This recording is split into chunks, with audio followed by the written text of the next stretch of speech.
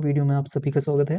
अगर आपने एमपीपीएससी का एप्लीकेशन फॉर्म फिल कर दिया है जो कि 10 जनवरी से स्टार्ट हो चुका है और 9 फरवरी तक इसका फॉर्म फिल होना है, तो हो सकता है कि आपके एप्लीकेशन फॉर्म में कोई गलती हो गई हो।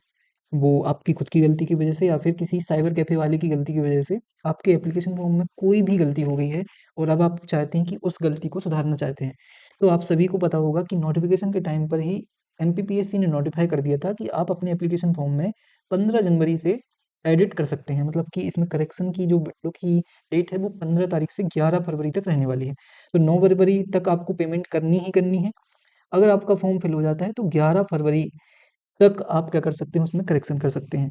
और अगर आपने अभी मतलब जब मैं वीडियो रिकॉर्ड कर रहा हूँ उसके पहले ही आपने फॉर्म फिल कर दिया है और उसमें कोई गलती हो गई है तो भी आप उसमें करेक्शन कर सकते हैं।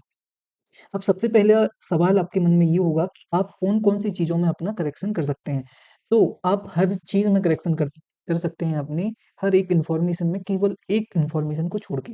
वो एक इन्फॉर्मेशन क्या है? आप अपने नाम में कोई भी करेक्शन नहीं कर सकते हैं। अगर आपने एप्लीकेशन फॉर्म में अपना नाम एक्स वाई ज़ेड कर दिया है तो उसको आप एक्स ज़ेड नहीं कर सकते हैं। इसका मतलब अगर आपने मिडल नेम पहले नहीं फिल किया था गलती से, तो अब उसको आप करेक्शन नहीं कर सकते हैं। केवल नाम को छोड़ के आप खुद के नाम को छोड़ के बाकी हर एक इन्फॉर्मेशन को करेक्शन कर सकते हैं। इसके लिए आपको क्या लगेगा? तो इसके लिए आपको आपका एप्लीकेशन नंबर देखिए मैं दिखा देता हूँ। ये अपना एमपीपीएससी का एप्लीकेशन पोर्टल है। यहाँ पर आप जब जाएँगे यहाँ पर एडिट वाले ऑप्शन पर, तो यहाँ पर आपको एप्लीकेशन नंबर लगने वाला है और डेट ऑफ बर्थ लगने वाली है। फिर जैसे ही वैलिडेट करेंगे तो आपको एक ओटीपी आएगा, ओटीपी फिल करके आप लॉगिन हो जाएँगे।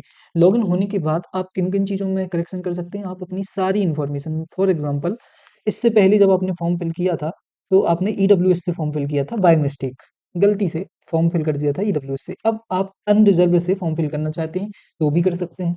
अगर फॉर एग्ज़ाम्पल इसके उल्टा हो गया है कि आपको अनरिज़र्व से नहीं करना था, ईडब्ल्यूएस से करना था और आपने अनरिज़र्व से फॉर्म फिल कर दिया है या फिर उस टाइम तक जब आपने फॉर्म फिल किया था, ईडब्ल्यूएस सर्टिफ़िकेट आपके पास नहीं था, तो भी आप कहाँ अनरिज़र्व से कहाँ जा सकते हैं, ईडब्ल्यूएस में जा सकते हैं। तो फीस की दिक्कत आएगी आपको थोड़ी-सी। अगर आप अनरिज़र्व से ईडब्ल्यूएस कैटेगरी में जाएँगे, तो आपको कितने रुपए का रिफंड मिलेगा? ₹0 का। अगर आप अनरिज़र्व से ईडब्ल्यूएस कैटेगरी में जाएँगे, क्योंकि आप सभी को पता है कि ईडब्ल्यूएस कैटेगरी की फीस कम होती है, तो आपको बिल्कुल भी रिफंड नहीं मिलेगा।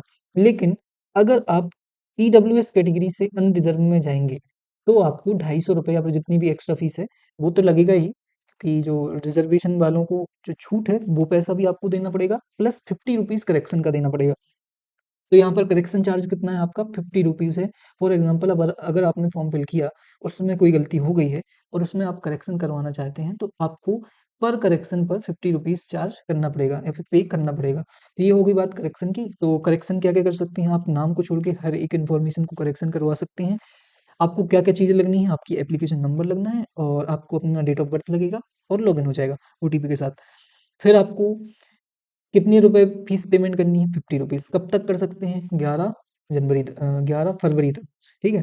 तो अगर आपके एप्लीकेशन फॉर्म में कोई भी गलती हो गई है, तो इसमें आप करेक्शन करवा सकते हैं और जल्दी से जल्दी करेक्शन कर लें ताकि आप निश्चिंत हो जाएँ और उसके बाद अपनी तैयारी में लग जाएँ। तो बहुत ही ईज़ी है, इसको आपको लॉगिन करना है यहाँ पर। जैसे ही लॉगिन हो जाएँगे आप, तो आपका जो एप्लीकेशन फॉर्म था, वही ओपन हो जाएगा।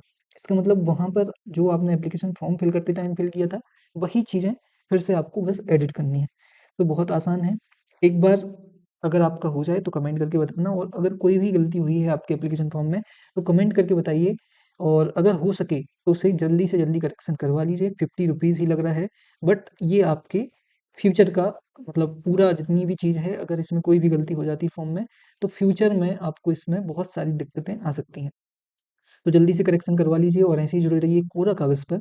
हम ऐसी बहुत सारी वीडियोज़ फॉर्म फिलिंग से संबंधित प्लस यूपीएससी पीवाईक्यू से संबंधित प्लस जो एमपीएसआई है या फिर जितनी भी अदर एग्ज़ाम हैं, रेलवे ख़ास तौर पे, इन सब चीज़ों से संबंधित हम बहुत सारा कंटेंट इस चैनल पर डालते हैं।